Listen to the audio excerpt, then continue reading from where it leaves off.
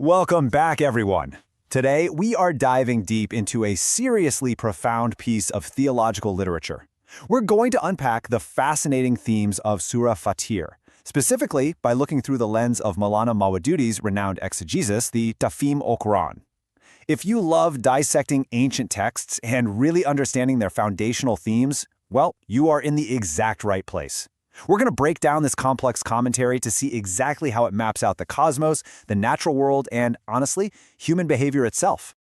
Okay, let's dive right into this. Here is our roadmap for today. First up, context and core message. Then, the originator and cosmos. Next, signs in the natural world, followed by deception and the enemy. After that, categories of the chosen, and finally, ultimate human destinations. All right, Section 1, Context and Core Message. Let's look at the historical stakes here. Looking directly at the original Urdu manuscript, Maudoodi's commentary places the revelation of Surah Fatir squarely in the Middle Meccan period. And this was not a peaceful time for the Prophet. It was a deeply, deeply hostile environment. The Quraysh tribe was mounting fierce opposition against the message of Tawheed, the oneness of God. So the text here isn't just some abstract philosophical musing. It's a direct, robust assertion of divine unity, specifically meant to counter the intense skepticism and pushback from the local leadership. Which brings us perfectly to the very title of the chapter. Fatir translates to the originator, or the creator of the heavens and the earth. Right out of the gate, the text zooms us way out to the ultimate macro level. It's laying down this foundational premise of immense, unparalleled divine power. Literally, the entire architecture of the arguments that follow rests on this single massive concept, that there is one singular origin point for all of existence. Moving on to Section 2, the originator and cosmos. Let's explore this divine authority. Diving into the exegesis, the original text mentions angels with 2, 3, or 4 wings. But Maudoodi's commentary provides a super crucial clarification here. He explains that we shouldn't actually picture literal bird wings. Instead, these wings are profound metaphors for varying scales of capability, speed, and power. Think of it like this. The angels act as the administrative forces of the universe, executing divine commands across the cosmos. The varying number of wings simply represents different ranks and degrees of operational capability within that cosmic hierarchy. And the overarching theme of this entire cosmic administration, absolute control. The text argues that whatever mercy the originator opens for mankind, absolutely none can withhold it, and whatever is withheld, well, none can release it.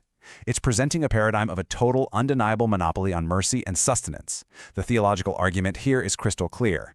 If ultimate control rests with one originator, directing your appeals to anyone or anything else is just inherently illogical. Section 3. Signs in the natural world. Let's bridge the cosmic and the earthly. So a really crucial point is how the text uses contrast to prove design. Take the metaphor of the 2 seas presented here. You've got sweet, palatable water on one side and salty, bitter water on the other. Completely different chemical properties, right? Yet the text points out that despite these massive contrasts, both bodies of water yield fresh meat, both provide valuable ornaments like pearls, and both are capable of sustaining massive ships that cleave right through them. The argument is that this harmonious utility across totally diverse natural phenomena points directly to a single purposeful designer. It gets even more visually striking here in Maudoodi's commentary. The text points to the profound biological and geological diversity on Earth as deliberate signs. It speaks of rain reviving dead land to bring forth incredibly diverse fruits. It points to the mountains, highlighting their distinct features, tracts of white, deep red, and intense black rock. The exegesis suggests that this magnificent, varied palette of the natural world isn't just some random accident. It's a deliberate artistic and engineering signature of the originator. And this brilliantly illustrates one of the most famous conclusions in the chapter. The text states, "Only those fear Allah from among His servants who have knowledge." Maudoodi's analysis makes a powerful point here. True awe and reverence for the divine, they don't come from blind ignorance. They come from deep, scientific, and natural observation. The more you know about the biology of the fruits, the geology of the mountains, and the physics of the seas, the more profound your awe should be. It perfectly marries intellectual pursuit with spiritual reverence. Now for Section 4, Deception and the Enemy. Let's talk about navigating spiritual obstacles. To make its point, the text utilizes rapid, striking dichotomies: the blind versus the seeing, darkness versus light, the living versus the dead. The exegesis explains that these aren't just pretty poetic flourishes, they're absolute categorizations of truth and falsehood.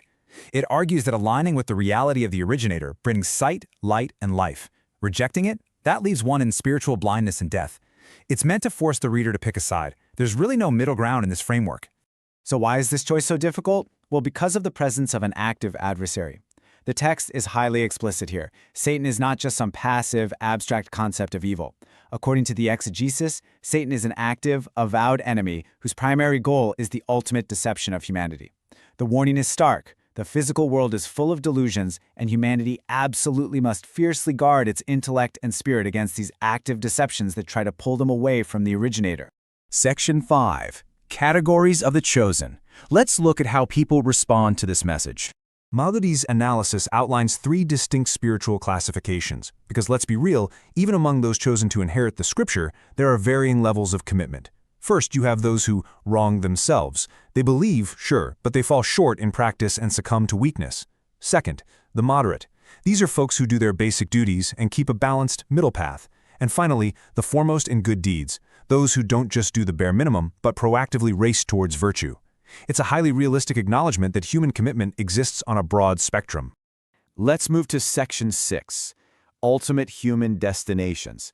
This is where we see the eternal consequences. The exegesis presents a stark, vivid contrast of the final destinations. On one side, you have the Gardens of Eden, depicted as a place of immense reward, adorned with gold and pearls, where all grief is permanently removed. Then, on the totally opposite extreme, the hellfire, described as a place of agonizing punishment, where those who vehemently deny the truth cry out in vain. The text uses this intense binary imagery to really underscore the absolute gravity of the human choices we make in the physical world. Ultimately, Maududi's commentary brings us back to this foundational recurring theme. The verse states, "O mankind, you are those in need of Allah, while Allah is the free of need, the praiseworthy." This is the crux of the entire chapter, guys. It is the juxtaposition of absolute, inherent human vulnerability and dependence against complete divine self-sufficiency. The text argues that recognizing this dynamic, this fundamental truth, is the very definition of wisdom. So I'll leave you with this to think about. Based on the framework we've just explored in this exegesis, if the originator is entirely free of need, how does that change your perspective on your own profound dependence within the cosmos? It's a pretty heavy philosophical question, but it's one this text absolutely demands its readers confront. Thanks for exploring it with us in today's Explainer.